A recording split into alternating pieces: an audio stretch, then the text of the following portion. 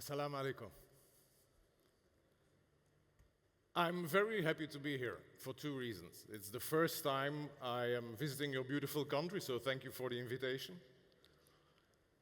But the other point is that I'm very happy that crisis, emergency, and risk communications is on the agenda. Not management, not operations, not logistics, which are all important parts, but also communications. And that's my specialty, emergency risk and crisis communications. And what I would like to share with you today is the changes that we as communication professionals are facing in the context of emergencies, how AI can support this, and also how we need to work together better with our colleagues in the other management functions in the context of emergencies. So that's a bit the agenda. We have maybe 20 minutes, so I'll try to go on with this. There you go. So, as communicators, we face many things now. The world has changed, we all know that. But when you look at all the changes that are happening in emergencies, these three are, let's say, the main impacts that we see as communicators. It is incredible the information overload that we need to manage, that we need to take into account.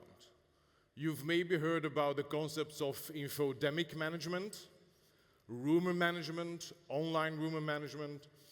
This is a very fast-pacing world. We all know that we have this one single resource that we cannot create, and that is time. That one is under pressure. Only 10 years ago, when I was working in crisis comms in the private sector, we had the golden hour.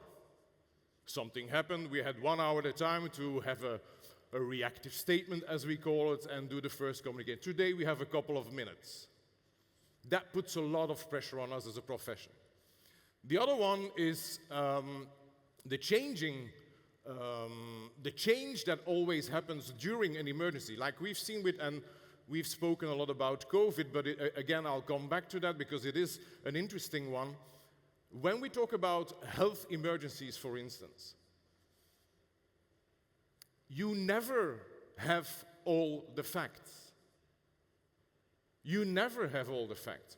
So if we take the classic approach of communications, I was trained like that at school, you only communicate when you have all the facts, well, then you will never communicate in current emergencies.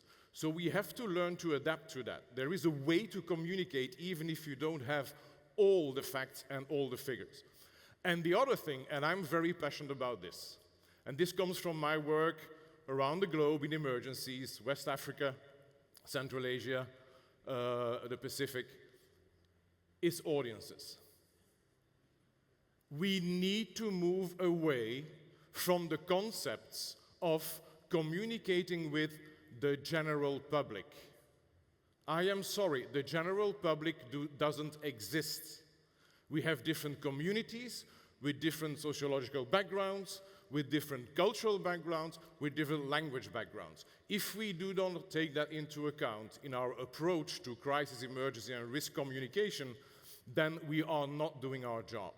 And to me, that is the beginning and the end of good communication. It starts with the audiences, the people at risk that we want to help, and it ends with them as well. So let me now take you to two concepts. I mean, they've been mentioned here and there, but again, I'll try to translate this into the impact on communicators. The concept of polycrisis and permacrisis. Permacrisis is this long state of never-ending instability, and that's where we are exactly at. And probably it will not change in the next couple of months. Let's hope that one moment in time it will calm down, but the permacrisis meaning that your emergency cycle that you have is not always going all the way down. It continues, you have a next one, and it moves on. That puts, again, a lot of pressure on communicators because we are used to follow the emergency cycle. We are used to start up things, work in the crisis at the peak of the crisis, and then cool down. These cool down periods are getting either short or don't exist anymore. The other one is polycrisis, where one crisis influences another, influences another, influences another. So imagine that, for instance, something happens, a hurricane, for instance, or an earthquake, which has impact on the economy, which then has an impact on other things, sociological impact. Maybe after an earthquake, of course, you have health hazards popping up, etc., etc. So this interconnectedness, and not only locally, but internationally. I don't have to tell you the stories, but we know what happens on the other side of the globe is impacting us here as well. So these two concepts who work together, unfortunately, make communications again more challenging than it used to be. Now, our traditional models, and that's my personal opinion, are failing. I'm talking about crisis and emergency communication models. They are failing because they are still looking at an ending crisis. They follow the emergency cycle. They don't take into account the infodemic online disinformation activities happening. They don't take into account the pressure that we're under. So what needs to change here are a couple of things. We need to take into account the speed challenge, the complexity problem, uncertainty factor, and the multiple stakeholders. And these four should be part of what I would call a new framework, at least a practical framework to do risk, emergency, and crisis communication. So one of these things that I'm working on, this is just a suggestion, it's based on good practice, talking with a lot of other practitioners, and we believe that a focus on comprehensive stakeholder analysis, knowing who you are going to communicate with, is the first basic step. Dynamic and agile crisis adaptation. Our communication models need to be able to be very agile, very adaptable when something changes. Our teams as well, and again, it's also about human resources. Communicators have not been trained in agile project management. And then the human-centered ethics. I have seen, unfortunately, while working on the ground, too many mistakes being made. Why? Because not knowing the local traditions, not knowing the local culture aspect, not being in tune with the communities who were there first, not being able to translate that in a crisis and emergency communication approach. You know, I give you an example of this. It's so important, I think. I worked in Benin, West Africa. Context is malaria. When you work there as a white-faced European, you want to reach out to the communities. And one thing that you do is you talk to the religious leaders, because these people are influencers in their communities. Well, in Benin, you meet the Catholic priest, the imam, but you think you've covered it then. No, if you do not talk to the voodoo priest, which is a religion that everybody follows there, you are missing the point. So you need to take these things. This is what I call human-centered approaches to crisis and emergency communications. Crucial. We have made a lot of mistakes before. I hope that in the future we don't do them. So this framework is based on these principles, and I'll just go to a couple of these principles and look at the AI impact there. So comprehensive stakeholder involvement. We need to know which our stakeholders and our audiences are before we start to communicate. AI can help there. And the examples I give you are things that I use today in my work. So it's not like a future kind of thing that we could do. I do it, and colleagues with me do that on a regular basis. We have AI-driven stakeholder mapping. We use AI to map out stakeholders and create insights.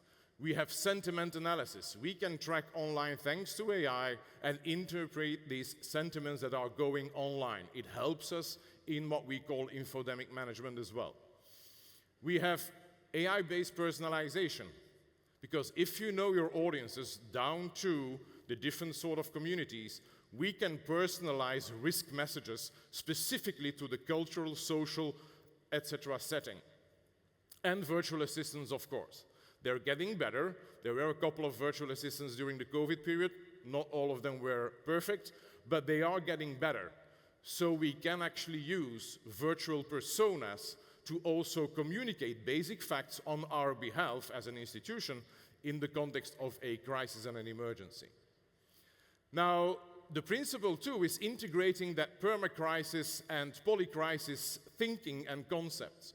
There again, AI can help. We can use AI to have mapping again, but then mapping the interconnectedness of crisis. So how does that influence each other, and how does that impact our communication?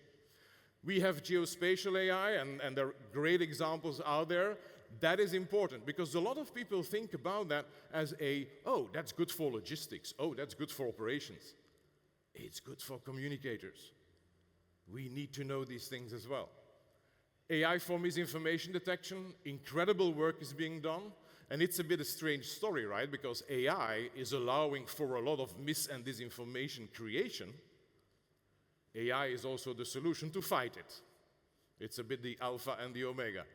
But again, we need these things. And then machine learning for risk scenarios. When I do scenario design for simulations or review crisis and emergency plans for governments and clients, one of the things we want to do is also train the teams on thinking in and outside of the box. And the thing is, what we don't want to have is crisis and emergency communication teams focusing on the risk map. Sure, you read the risk map, and you need your SOPs, and you need your plans.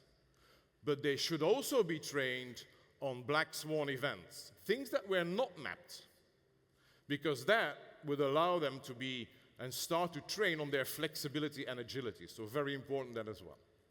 Now, balancing that proactive and reactive communication. When is it too early to communicate? When is it too late? How do you balance that depending on the situation? Again, AI plays an important role. We have AI-powered early warning systems, which are now coming into place. Early warning messages, for instance, in crisis communications.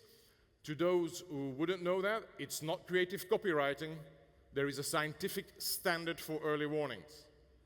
There is a scientifically proven way of writing early warnings. AI can help with that in the way that it can adapt. So it has a formula which is standardized, but it can adapt them to the different audiences. Pre-written generated crisis templates, definitely. All the work that you do before something happens is time that you've won. And again, time is that one single resource we never have enough of and we cannot create. Monitoring, of course, AI plays an important role, and then rapid response, so detecting shifts in public sentiment. And that is crucial because your communication needs to adapt immediately when several of your communities are shifting this intention, this perception, or maybe influenced by online rumors, mis- and disinformation. Again, all these things, that is a boon to our work in risk, emergency, and crisis communications where AI plays a role. And then the principle 4 is cultural awareness. One of the things, and you'll see it here, of course, translation, right? Communicating in language. And I can tell you, just 2 years ago, in another country somewhere on the west side of the globe, the National Emergency Agency did a big mistake in the way that they communicated in English and forgot there was a 30% population speaking only Spanish. While, it's not a surprise, you know that, but cultural adaptation algorithms, bias detection, very important. We're all biased, but we should be able as communicators to look at which biases come into play when we communicate about, for instance, vaccination or protective behaviors. And then ethical auditing, and I'll come to ethics at the last slide or the previous slide. So those are a couple of these principles. And then emotional intelligence and psychological support. We now know that, for instance, in certain situations, AI chatbots, pre-trained AI chatbots, of course, not ChatGPT, serious AI pre-trained chatbots, can offer better mental support to people in emergencies than medical doctors. I'm talking about the medical support, right? So we know, based on tests, that this can happen. So that opens up a lot of application of AI, ethical AI, pre-trained AI, to take off the load of a lot of human resources. Now, one thing, it's always about human-AI hybrid. I'm a very strong believer in AI. I use it every single day, but I am a very strong believer in human in the loop. We cannot let the machine run by itself. We are not there yet, and I think, personally, ethically, we should never allow that to happen, but that's a big debate for something else. But when I'm talking about AI in crisis, emergency, and risk communication, it's always with the human in the loop. We always check in the end that the machine did what it's supposed to do. Now, very quickly, going through the emergency life cycle, again, just to repeat, in the pre-crisis part, we can have AI-powered risk assessments, stakeholder identification. We can move to the second part, which is then, for instance, in training. I'm using a lot of AI in training when I train up and do capacity building for national emergency teams. Simulation exercise, AI can help there fantastically. We now can create very realistic simulations. Crisis response, again, during. So that was about the crisis mapping, about the message adaptation depending on the inputs you get, disinformation fights, and then evaluation. We often forget that, right? When the crisis is over, we all want to go home.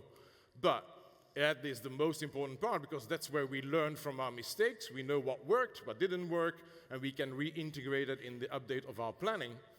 And there again, AI can help. So, very quick examples, hurricane detection. So we have early detection. We have AI analyzing meteo and all that data. That's more operational, but that's good. But that allows us to communicate very targeted in the context of evacuations. So we don't have to go again with the general public approach as communicators. We know exactly who we need to target, and we can adapt those messages. Immediately, we can do the misinformation, disinformation control. We've seen examples from hurricane season, and in some parts of the world, in the next 2 weeks, it will be hurricane season again. We've seen misinformation, disinformation. And it goes as far, and you know these examples probably, but it goes as far that emergency responders are being attacked by people, in fact, they want to help. That's how far misinformation and disinformation go, so we need to control that. And then resource allocation, several speakers have spoken about on-the-ground reality of resource allocation. Again, AI can help in that. Now, so infodemic management is crucial. Multilingual outreach, again, I think it's so important that we actually speak the language of the people we want to reach. And visualizing risk is as well a very important part in risk communication, because people, when they see a risk, it makes it more real and it makes it more understandable. Now, coming back to the ethical part, and then I'll round up. Bias and discrimination. A lot of AI models are biased, and that is normal. They've been trained on information that human beings made, and we human beings are all biased. But we have to pay attention to that, because they are slanted to certain biases that do not work in emergency situations. So when we use AI, hopefully we use a system that we train ourselves. We need to be very careful about those biases. We need to get them out of that system, and it is possible. Always with human oversight. You cannot let an AI system, at least not for crisis communication, I'm talking just about what I know, but you cannot allow an AI system to run from A to Z all the way in the context of emergency risk and crisis communications. There's always a human in the loop and always oversight. We need to be very transparent, and that will be one of the very difficult things that we need to do. So I'm originally from Belgium, I live in Portugal, I work across the globe, but I do follow still the EU legislation, and the EU AI Act, which is a very good legislation framework around how we can manage AI, is imposing on us, risk and emergency communicators, to actually label our messages if and when they are created or co-created by AI. Up till today, that labeling is not the issue, but up till today, we don't know what the impact of that labeling is on the audiences we want to reach. Will you trust a crisis message that in the end says, co-created by AI? We don't know that. We're doing research on that. And then privacy concerns, I think we all know that.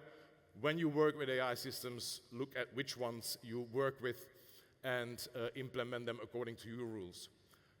Again, I think it was very clear, I am all for AI, but we need to balance that. We can augment what we do as human beings with AI, definitely. We need strong ethical frameworks, and we have them. For communicators, we have ethical frameworks. The only thing is, a lot of communicators don't know about them, and we need to train people on them. And then human judgment, always HIL, human in the loop, another abbreviation. I'm just showing you future developments, and then I'll close. This is not future. These are screenshots from things that I use every single day, but I think they're a bit more evolved than the standard, LLMs maybe we use. Virtual audiences. We can recreate today segmented audiences in a virtual format. So, we could have everyone in the room virtualized, thanks to AI, and what that allows me then is the next hour, next week, I can actually chat with you. Right? So in the context of emergencies, that means that I can actually question my segmented audiences all the time. I don't have to be face-to-face with them. I can test my risk messages with them, with their virtual avatar, all the time. I don't have to go out into communities and do the tests. This works today.